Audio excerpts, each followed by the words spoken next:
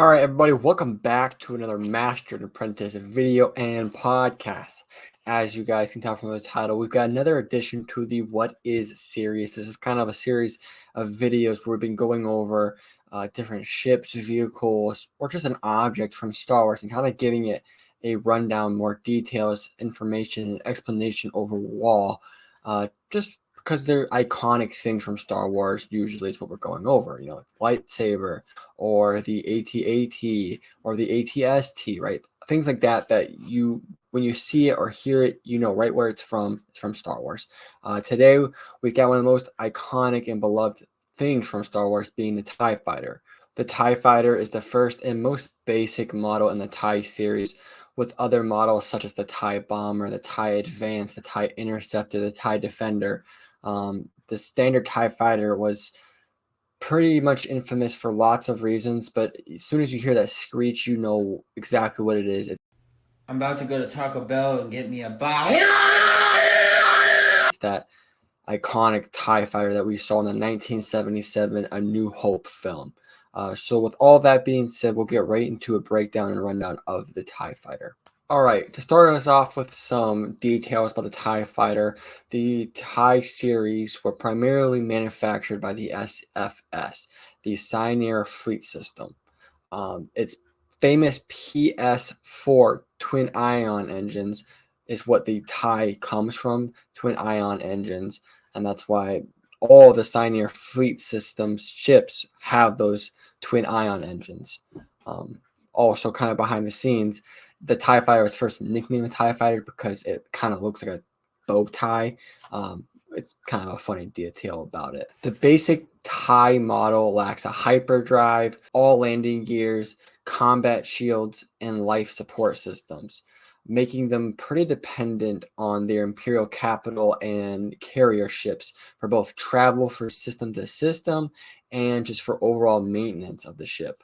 As they land in and on Imperial racks, because they don't have a landing gear, Imperial ships kind of had special racks that they could come on, like a conveyor belt almost. And we see this in the movies and in shows, obviously.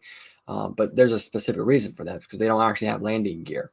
Additionally, their advanced engines and their unique solar absorbing panel wings kind of give them a speed boost, right? They have those twin ion engines. They're really fast, and their wings they pull in a lot of energy that way, so they're able to absorb that energy and get boost of energy for speed, but it does decrease their maneuverability significantly, making it kind of impossible to keep up with things like the X-Wing, for instance, in a dogfight. That's why they use tactics of overwhelming them, because with all of these TIE fighters using speed and just overwhelming, it works very well, but maneuverability is not its best suit. Standard weaponry on a TIE fighter pretty much only includes the pair of the LS-1's twin blasters. We have seen kind of some other things, but standard TIE fighter just has the LS-1 twin blasters.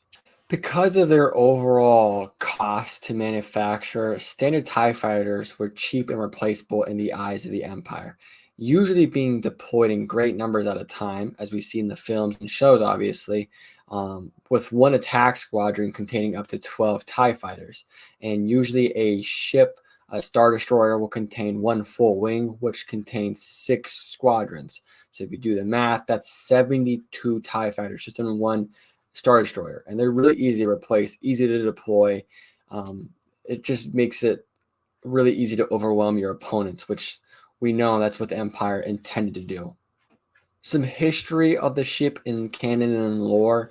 The TIE series was first designed by the SFS around 22 BBY, which was still during the Clone Wars, but they were never implemented other than besides the Empire and later on the First Order.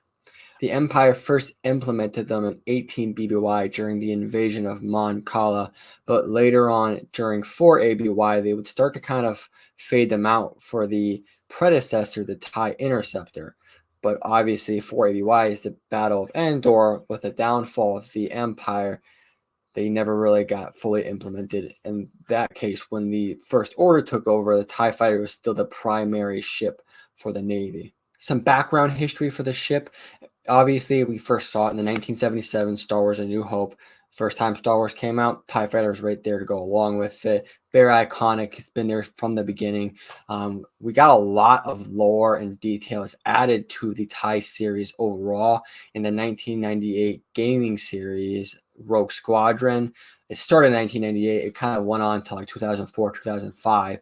During that time period, a lot of stuff for overall just starships in Star Wars, a lot more details were brought in because of that game. So there you guys have it. We all know the infamous tie screech and the unique bow tie shape of the Starfighter and where we've seen it, but we wanted to give you guys a little bit more of a rundown of the TIE Fighter and the TIE series overall. We would love to make some more videos breaking down the other TIE ships like TIE Bomber, personally my favorite, the TIE Defender. If you guys are up for it, let us know down in the comments. We would love to cover those for you guys.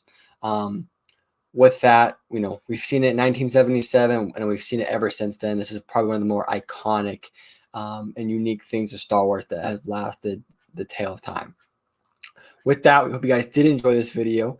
Let us know if you missed anything. I mean, the TIE Fighter is just one of the easiest things to kind of break down because it's been around for so long.